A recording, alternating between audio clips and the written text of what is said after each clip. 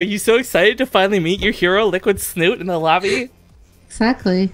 We'll see what he says. Oh, he's playing it off all cool.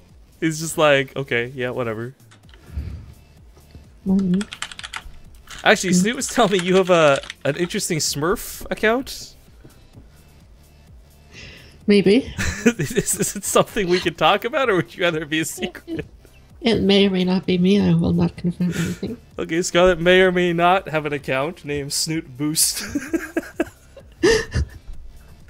He's like, you gonna invite that dirty Scarlet to the game? I'm like, what? He's like, oh, she's got this horrible account, man. I was playing against no ladder with it the other day. Nice. His chat went crazy. It was funny. I love watching when people stream and like you get like two popular folks in that stream. But okay, guys, we're gonna hop into Vanity Research Station. So pause that music. We'll get into the lobby or into the game, and we'll see you in a sec.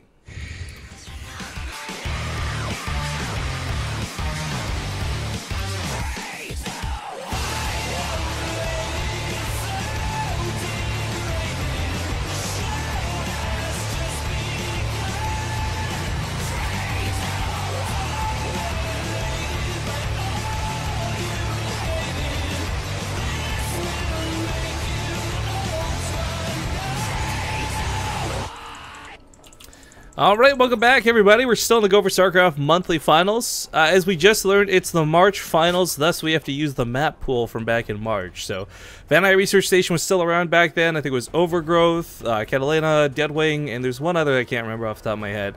But we may start seeing a little bit of variance in maps, as no longer can we select Echo or Coda or anything like that. But see how it goes. Of course, I'm casting with Scarlet, still rocking towards the end of the cast here. And in the northern spawn location, from my insanity, it's going to be the orange Zerg. Both uncles, I guess, Petraeus. From New Zealand. From New Zealand. The most important thing. And in the bottom center of the map, we have the red Zerg from Team Liquid HyperX. It is Snute. And I always like chatting at the start of the game like they're doing. You were going ham during the WCS qualifiers. Yes, I was. We were actually discussing, like, is this tactics? Does she want her opponent to just mess up a timing? Like, what is going on here? I don't know. It's just fun to chat. I think, you know what? I wish more people did. I wish there wasn't so, like, sometimes there's BM, and that's another can of worms. But I find the game so much more fun when the players chat, even if it's just simple stuff. Yeah, it makes it more personable or whatever that word is. Relatable. Yeah. It's not just two people trying to kill each other all game. Actually, I think of all time, though, Koreans trying to speak English is probably my favorite. In the Elima League, we get this rarely. But, for example, it's Partying versus True not long ago. And, I don't know, there's stupid things like knock knock, trying to get into the wall and things like that. Like, I don't know, I loved it. It was so good. I was talking to Partying when we played our Double Harvester show match the other last week. It was kind of fun. Yeah, Party's a funny guy. I like him. There's some folks like him or Crank or others that have like good enough English. Like Solar could probably even get into that mix too, right? Solar has like the best English of any of the Koreans, I think. Right, and he's like so young. TV ruined him, man. Because I asked him like, "How's your English so good? Do you take classes?" He's like, "No, I just watch a lot of TV." I've been on Skype with him, and he's like almost fluent. Yeah. It's the only Korean I know that's the only player Korean I know that's that good at English for sure. And was this map actually in Season 1 map pool? I'm pretty sure it was, because I remember that we talked when this map pool rolled over, how everyone would probably pick Expedition Lost in Vanai just because it rolled over from the previous season. As it seems to always be like, it doesn't matter that Iron Fortress or Cactus Valley is good versus bad. Players are always going to go with what they're comfortable with, what they've practiced the most on. Alright, maybe I never played this map pool. Because I was thinking of the one from last year at the end with Deadwing and Catalina and Merry-Go-Round. Oh, Merry-Go-Round. Yeah, that's definitely 2 seasons ago. Merry-Go-Round was Alright. Oh man, Merry-Go-Round 2. That was a hilarious map when it first debuted. All the Zerg players who couldn't figure out how the air blockers work and just kept losing their mutas to turrets. I mean, maybe you don't feel the same amount of enjoyment that I do, but it's funny to watch. Sad times. Well, actually, I was going to bring this up, but we didn't actually have it come into effect. Petraeus is the only Zerg player, I think, lurking around so that really does gasless. No, he didn't do gasless this game, and I was curious if he's going to do it in the series. But just, you know, general thoughts on the builds here. What do you think? I want to talk about Snute's build, actually. This is called the Vortex Special. And actually, Vortex used to use this a lot in CBC, and no one has for a while. I was playing Snute on that the other day. And because he was always playing defensive, Ling Baneling, I used this against him. And he just got completely caught off guard and lost. Because you play really greedy, you skip Banelings and everything, you just go +1 and then Roaches. And if they don't have a Roach Warren themselves, there's really nothing they can do against it, because they make lanes and they just die in 2 hits. Yeah, isn't this the build where you have like 16 when they have like 6 or something like that? Or you hit like 10 Roaches with +1 before they have a Roach Warren. This is gonna suck. Yeah, especially it's good on this map because you can just stop the counterattack at the top of the ramp with 2 queens. So yeah, this is known as the Vortex Special.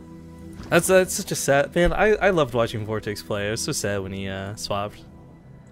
In fairness, I was a bigger fan of his brother, but still, nonetheless. I guess that there are a lot of links right now, and even though this is going to be a decent amount of Roaches, the problem is if you do get surrounded with the Roaches, they will still, as we see, be susceptible to Lings, so... While good units, not totally invulnerable, but Snute's control is pretty good, backs that one away, and doesn't lose anything just yet. And once +1 is finished, it'll be really hard for Petraeus to fight this, but it looks like Snute might just be playing defensive with this. Because there's so many Lings and he wants to take a 3rd and just stay ahead on upgrades. I love that you have the name for it, by the way, the Vortex Special. It just... sounds like an anime finishing move, you know? I've definitely lost to this a few times in tournaments as well. Well, one of the Roaches is definitely going to go down. Oh, no. Petraeus going to disengage. I mean, getting that surround is pretty hard to pull off, but yeah, even though this Roach Warren's going to finish up, I mean, Snute's going to be hitting him with, what is 14, 18-something Roaches by the time Petraeus even gets like the first 6 or 7 out. If he decides to attack. It looks like he is going to dedicate a small portion to attack. Leaving a couple of homes not a bad idea. I mean, you point out Queens can block off the ramp, but Queens aren't going to live forever, so scrapping it out here. Petraeus probably doesn't even realize this +1 because it's not something you check this early in the game. So sometimes you can just take a fight with Zerglings and then lose all your Zerglings because you didn't realize. Oh, almost had the block on the ramp. Messes that up just a little bit. Counterattack goes off, almost goes down, picks off that Spine Caller immediately.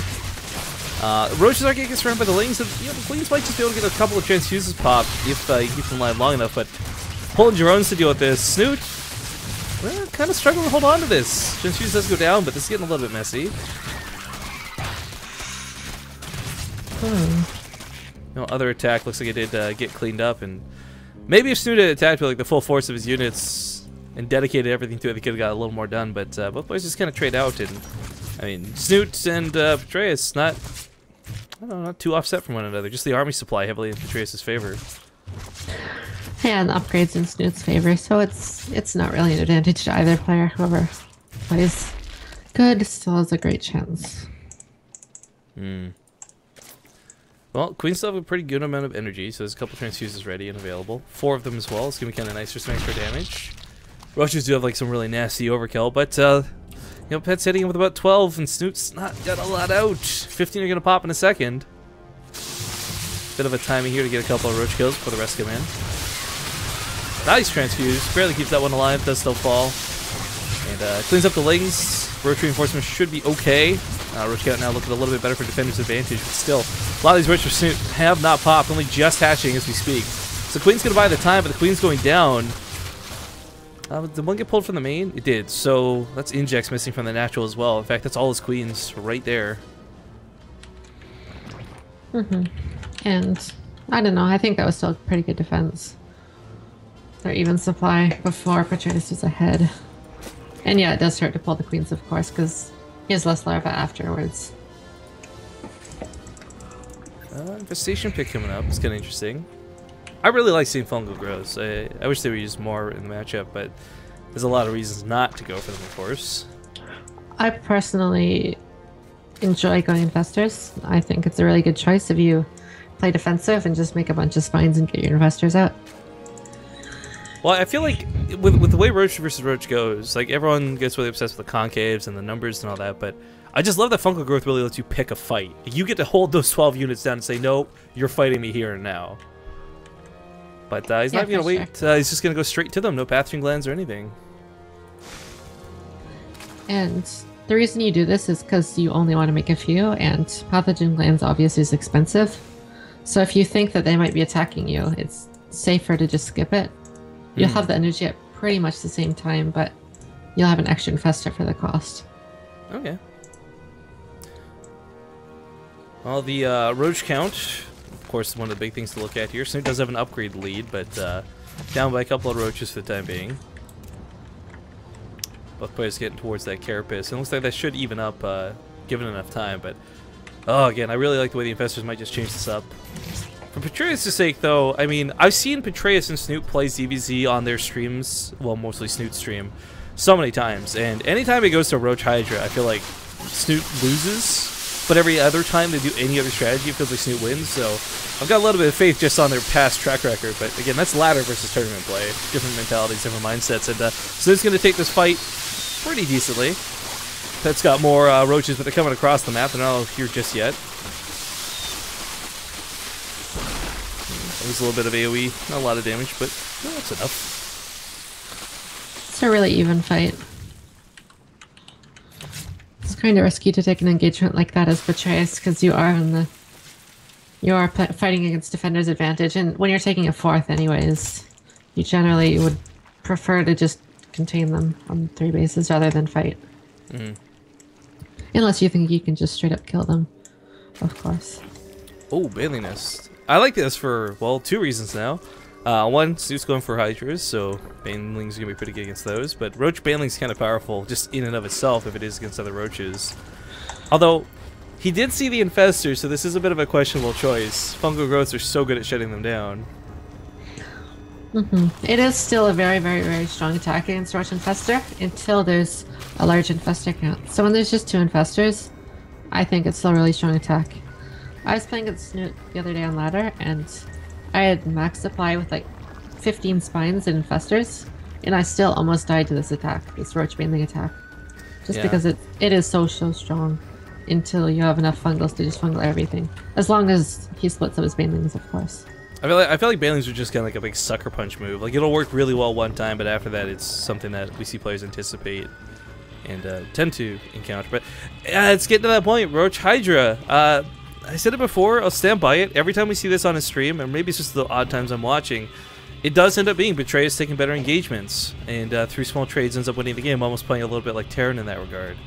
At the same time, though, I've also seen a ton of games where they do the the overmax or whatever you want to call it. You get them 218, 220 supply. I like the Baneling so much more for Petraeus, and I feel it's going to add so much more to it. But he's going to lose a lot of roaches in the middle of the map if he's not careful. Fungal Growth does whiff, and not quite catch a lot of them. Yeah, Petraeus should probably be defensive until his Baneling speed is done, because if he just does a small fight like that, then he already knew Snute has Infestors. So he should expect to get fungled.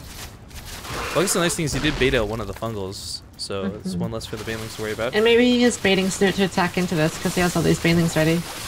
Oh, dodges the fungal. Nicely done. Be horrible for Snute. He's going to go in for the Hydras, looking for the heart of that army. Baneling speed kicks in. There we go. Boom. Connects to most of the Hydras in the back. But does he have enough roaches? 28 versus 35. Snute's still got a pretty big lead here. Hydras, of course, still alive in the backside, and Snute's army looks like it might just be a little too much for this. 26 more roaches on the way. GG's going to be called. Liquid Snute going to take game number 1. He was just so much more efficient with his trades in general. I actually checked the resources loss tab right before the end, and it was 9,000 to 15,000 in favor of Snute. Pretty nice. Actually, I wasn't expecting the last fight to go that way, really, because the Banelings ran in, there was no fungals, but Snute microed back really well. He didn't get hit with a huge clump of Banelings, and he also did have a good concave. Petraeus was fighting through a little choke. Well, it's going to go into the next map pretty quick here. So, let's see. Snute's already hosting the live. We'll get in there in a sec. I mean, ZVZ, any mirror matchup, in fairness, can be kind of frustrating to play because you don't really have an innate advantage over your opponent. There's no, like, X versus Y counter. But, man, it's, whenever you see Banelings come into play, it's always questionable. Sometimes it's really, really good, and sometimes it's really, really bad. But Deadwing is going to be the choice. Oh, it's weird blast from the past here. And speaking of mirror matchups, that's why I really like Midas in ZVZ. Because I prefer when both players are doing something different. and you need to do, you have a goal to win. Whereas if you're using the same type of units, it's kind of harder to know what you have to do. Yeah, that's fair. Your teammate Bly, I really like his Muta style. I don't know. He said he trained with you a little bit about it last year during Homestory Cup. Oh god, playing against Bly is not fun. Bly and Nurture are like two Zerg players you don't want to hit ever. But I like what he does. Like he'll do like the only 8 or 10 mutas and then quickly try and get Broodlords up, and sometimes that gets him killed. Honestly, the Broodlord transition. But I like how he gets control of the mutas but doesn't over dedicate to them. I like when the matches go like that. Actually, I kind of started that build. Okay, that build, Muta into Warlord, that was kind of me and Bly that made that. I actually used it in Red Bull against Violet. I used it in MLG against Life. I used that a bunch of times. And it started out with Bly. He made this build. It was Mutas, and then he went into Broodlords, but he made Roaches. And then when the other player was attacking, he would counterattack with the Roaches with Burrow move. And you would just try and pull him back that way. But I kind of adapted it, and I was like, why can't you just rush Broodlords if you go Mutas? Because if you think about it, once you go Mutas, they can't attack you unless they have a lot of Hydras. And in that case, it's still risky against speed banding Muta. Or they have to wait for Infestors, which takes a long time. So if you go Spire and then immediately start Infestation Pit and go into Hive, you can get Broodlords before all the usual attacks hit. And most players are completely caught off guard by that, and you can just win the game for free doing that. Well, I didn't mean to offend or anything. I see Bly probably about 10 times more than I see you, so it's kind of fun. Well, I know Bly is doing it. We both kind of made that build. He made it, and then I adapted it. And it's actually quite a strong build. Oh, Maybe man. I shouldn't be saying this because I use it in tournaments. guys, we'll delete the VODs. Don't worry. But alright guys, welcome back. We are at game number 2 here in the semifinals. We do have a victor on the top half of the bracket. Rail, also known as Verdi, a Protoss player, will await the winner of these two. So not going to be a ZVZ finals, but ZVP. So we'll see which of these two gets to take it. In the bottom left, it's going to be Team Liquid's Red Zerg player, Snute. And in the top right corner of the map, we have the yellow Zerg player from Team MYI. It is Petraeus from New Zealand. Did we miss the map intro? Oh, I don't have old ones loaded up for this. I didn't expect this to be dead. Like, I didn't even realize we were playing on the old maps today, so I did not preload, like, deadweighing or anything like that. Okay, I want to ask, your first blood and everything, is that automatically done, or do you have to press that when you see unit die? Okay. So here's the thing with First Blood. It used to be a scene on XSplit, right? And what I would do is I would just swap to that scene, and it would play the sound really quick, then swap back to the normal scene. Okay. But then we learned you could build that into an extension mod, so only casters see it, and it will automatically take the camera and jerk it onto whatever, like, the first, or phrasing, but to whatever, whatever unit was the first to die. So I got rid of the scene forever ago, and now certain tournaments, like GO4SC2, are kind of very, what we call strict is a nice word about what mods get used. So we can't use GameHeart, for example, and we can't use the Base Trade TV extension mod, which kind of sucks. But it's all built in game now. Okay, that's cool. But I was wondering, because sometimes I would watch and you're not focusing at all on a unit, it suddenly jumps that's like First Blood, and you're talking about something completely different. So I was wondering how that happened. It's actually surprisingly loud in game, and other casters get shocked by it, I guess, the first time they see it. Okay. So it's almost funny for us at this point. But this is a one-base build of Snute with Banelings, so 10 pool Baneling. Yeah, it's this is gotta be like one of the most vicious pool openings you can really go with. Now, I'd say a lot of this comes down to like more on Snute than Petraeus. Because if Snute decides to like waste all his time in the hatchery and not get any kills in the main, or use the Banelings on drones instead of zoning out lanes, like this could go really well for Petraeus, honestly. But I can't imagine Snute's the type of guy to mess this up. Petraeus was on 2 spine colors right away. I think this is a good position for Snute just because of where Petraeus put his pool. You want to put it right below the hatchery so that the queen, when it spawns, it'll be protected. And that makes it a lot easier to defend this build. So. Oh, look for that second hit.